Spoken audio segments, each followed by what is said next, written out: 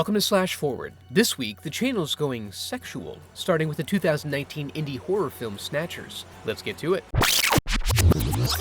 We open on a credit sequence full of beautifully phallic animations with prominent and foreboding erections. We then transition to modern day, in 2012, biology class where Teach is spitting about gametes while these former zygotes plan a weekend rager. I'm trying to get real faded. We then find our main character Sarah trying to reconnect with her ex Skylar, but he's matured since his enlightening trip to Mexico and is following a different path now, one that leads toward orgasms that aren't self-induced. At home, her mom Kate does a quick check-in to ensure she's crushing it before leaving her alone, and Sarah quickly arrives suggestively at Skylar's residence where they begin a biology project utilizing traditional contraceptive methods. Just pull out. Unfortunately, he barely presses in before blasting, but she's cool with that, it's all good. With her maturity leveled up, she struts through school like a boss. So grown, girl. When she rides a roller coaster of emotions with her friend group, Kiana casually jokes about her acting like she's pregnant. Luckily, the home test shows negative. Unfortunately, this is only because she doesn't observe it long enough, and we learn she's super pregnant as she wakes up in an alarmingly advanced state of gestation. With no serious, trustworthy members in her current circle of friends, she turns to her recently discarded bestie, Haley. They opt for the free clinic, only having to take the ridicule of a lone random stranger. She seems to be getting pregnanter by the minute, and the ultrasound shows some abnormal results. While awaiting a second opinion, Sarah goes into labor, so when the doctor shows up, old Richard rolls up his sleeves and takes control of the sitch. There's nothing down here I haven't seen before.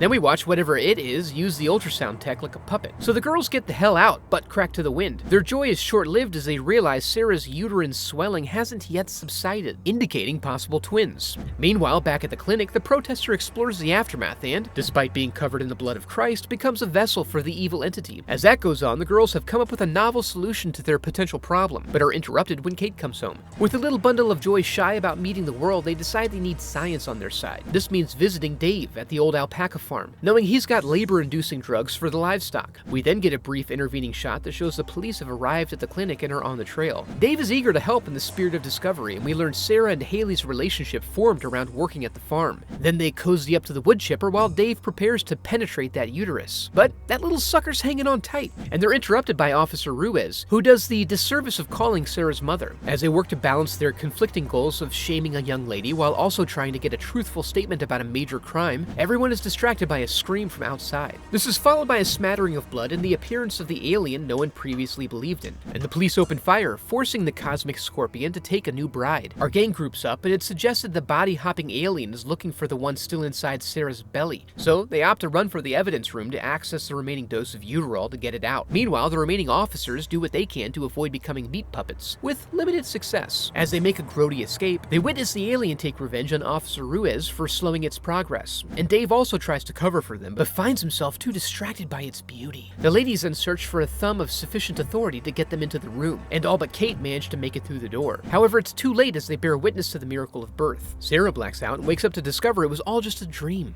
Just the black part, not everything else. And Haley's enlisted Skylar's help, while Kate strolls through town finding sustenance for her new sister-in-law. Skylar insists he didn't come back from Mexico with any excess baggage, and plays like he's cool with what's happening, but it proves to be too heavy for him, and they hear him peel out in the driveway. Meanwhile, at the local come-and-go, nature exhibits its boundless beauty. Back at the house, the girls look for any helpful evidence, but find Skylar's laptop blocked. As they drive it to Haley's brother, who works IT for a security firm, the biology teacher makes it out of his dangerous predicament and calls the police, where we find one lone survivor. This sends Officer Ruiz to the alien hotspot. Meanwhile, Jerome breaks into the computer and they find a video that shows Skylar being facially inseminated by a fertility statue. They also piece together from various pictures that the ancients defeated the scourge through a cleansing fire. Jerome then gets word from dispatch that one of their clients failed to set their alarm that evening. The girls call and catch the officer on the brink of a propane celebration, causing him to take a second look and verify that Kate is actually there. So he holds off, but then sees the cocoon is gone and goes in search of it. This results in Sarah and Haley being forced to piece things together on their own. Realizing the alien wants mass copulation to replicate, they go to where they know the pheromones are absolutely popping off, Kiana's weekend rager. They bust in, somewhat conspicuously, and find no aliens initially, but then Kiana shows up wearing a neck scorpion. They engage in a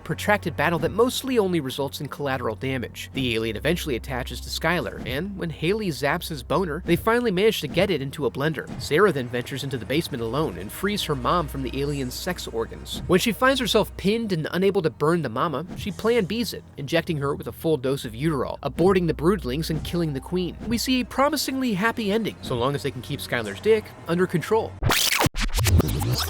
And that was Snatchers, a horror comedy that stalled out in a few places but was put together really well and had some genuinely funny moments. If you enjoyed the video, I'd love for you to become a part of the channel by subscribing. Thanks for watching.